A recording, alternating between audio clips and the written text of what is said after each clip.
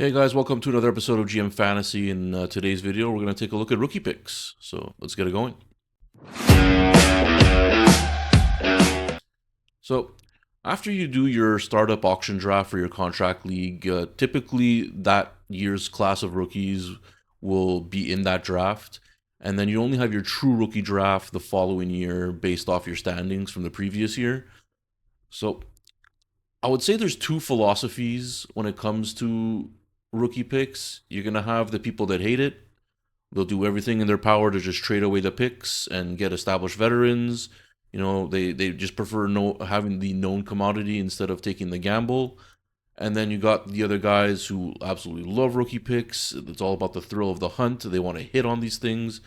And there's a lot of value in that. Now, like both strategies have their pros and cons. Like I've seen teams absolutely crush just by trading away their picks and, like I said, just having the veterans on there. But I think the true value is if you're able to have some established veterans and then hit beautifully on your rookie picks. Now, the main advantage I would say is the salary cap.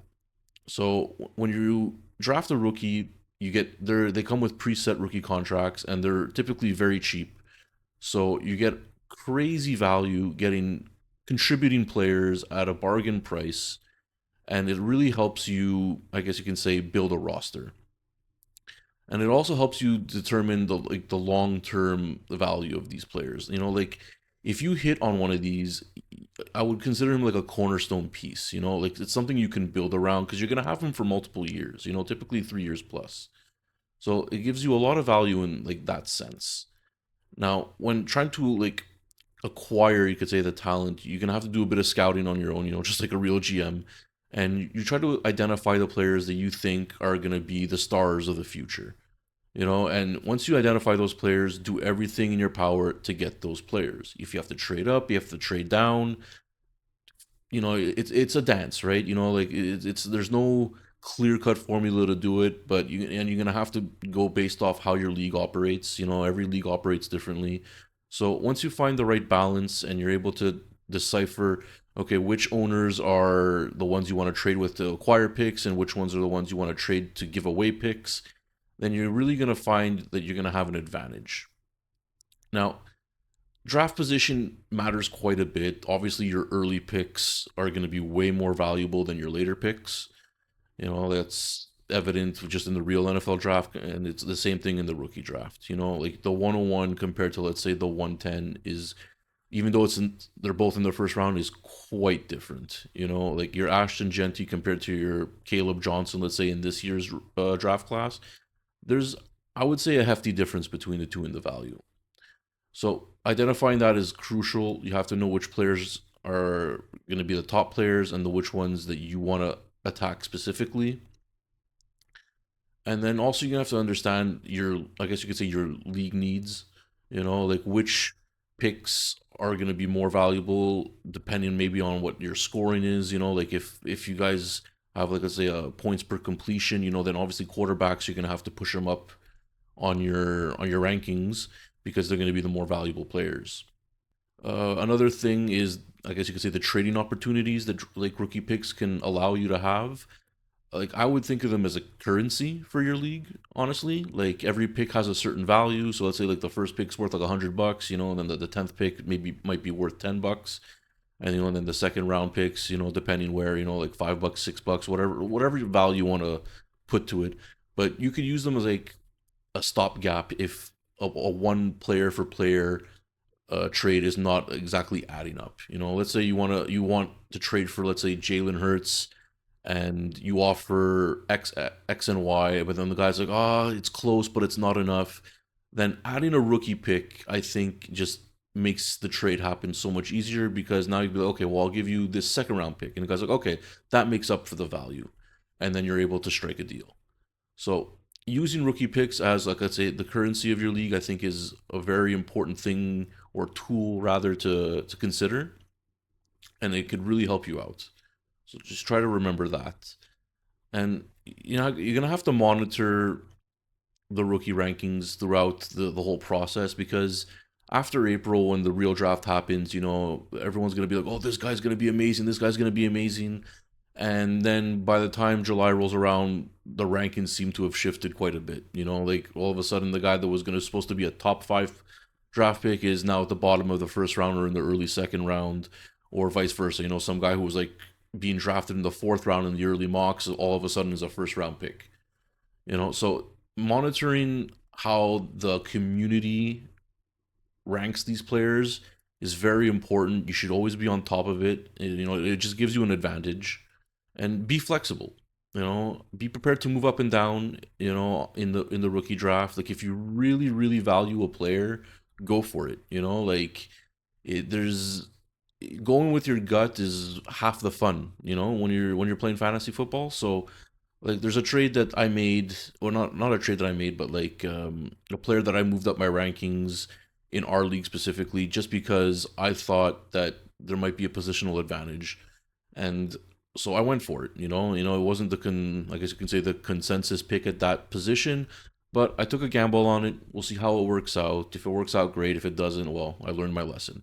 Now, I'm definitely on the side of pro rookie picks. I love the thrill of the hunt and trying to hit on these picks. It's something that I find makes fantasy so much fun. So, you know what? I'll show you a few some examples. I'm doing a few rookie drafts right now as we speak in a couple of my contract leagues.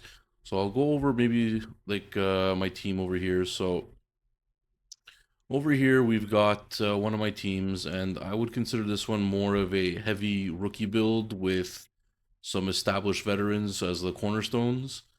And so, you know, I got Josh Allen on a veteran deal, expensive. Derrick Henry, Christian McCaffrey.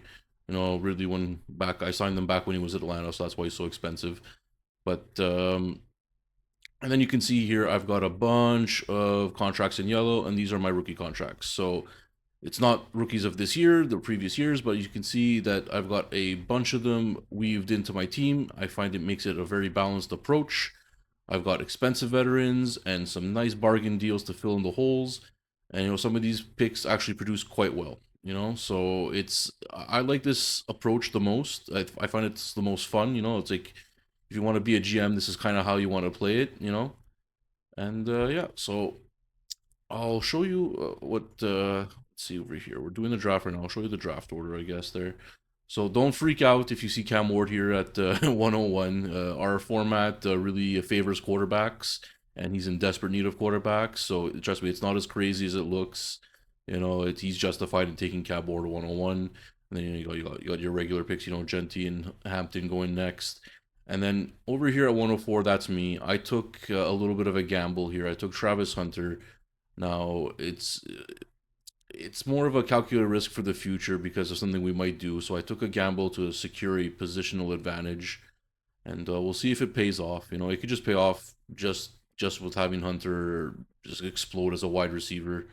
You know, he was drafted 102 for a reason. You know, they're gonna use him. So I'm pretty sure I'll be okay with that pick. Although I was really debating going after Henderson. And then after that, I was thinking I was going to be here at 108. And I was thinking, oh man, RJ Harvey's going to line up for me. I'm a huge Denver fan. It was perfect. I got Dobbins on my team. So I was like, all right, perfect. I'll secure the Denver backfield. And then this guy snipes me right in front of me, takes RJ Harvey. And he messaged me just before too. It's like, hey, I'm going to take Harvey unless you want to make a deal. And he was asking a little too much for to move up one spot. So I decided, you know what, no, go ahead, take him, and I'll take Igbukun instead. And then this guy decided, no, no, no, I want Ibuka. So he just started throwing trade offers at me, and we finally settled on something that I thought made sense for both of us. And so he traded me the 109 and his 2026 first, and I traded him Ibuka and the 209 and then my 2026 second. So I think that was a good trade for both of us. I'm getting a future first round pick that's going to have plenty of value. I still get a running back that I needed. You know, I ended up taking Caleb Johnson with the 109, and I already got a wide receiver, so I was happy with that. And then I somehow ended up with Colston Loveland anyway with the 208. I don't know how that happened, but I ain't complaining. I got super value there. The 10th overall pick, and I get him at the 208. So anyway, Mason Taylor somehow went ahead of him. So I'm really happy with that. And like, so this is like where you're gonna get the value, the thrill of the hunt. This is what makes fantasy so much fun, and I can't wait to incorporate these guys into my roster this year. Like I might leave some of them on my bench for the year, depending, because if I promote them and they play more than 2 games, then they have to stay on my active roster, or I could just keep them on my rookie bench as like a reserve player. And we'll see how the year goes. If I have injuries or if just I have some players that are just not performing, then I'll bring them up, and I'll be able to fill in some holes with them. But if I don't have to, I'll leave them on the bench just for the time being anyway. I could always promote them next year. So yeah, man, just that's just something you guys have to keep into account when or to take into account rather when dealing with rookie picks. I think they're very very valuable, especially in contract leagues. So just be wary of that. Don't take it for granted, but don't overvalue them as well. Like veterans obviously are veterans for a reason. They're established. They produce. So you got to have a healthy balance and just I don't know, play it smart. I'm sure you guys will. So yeah. Anyway, I think I'll leave it at that. Can't think of anything else really. If you guys can think of anything else that maybe I missed about rookie picks, that would be a good point.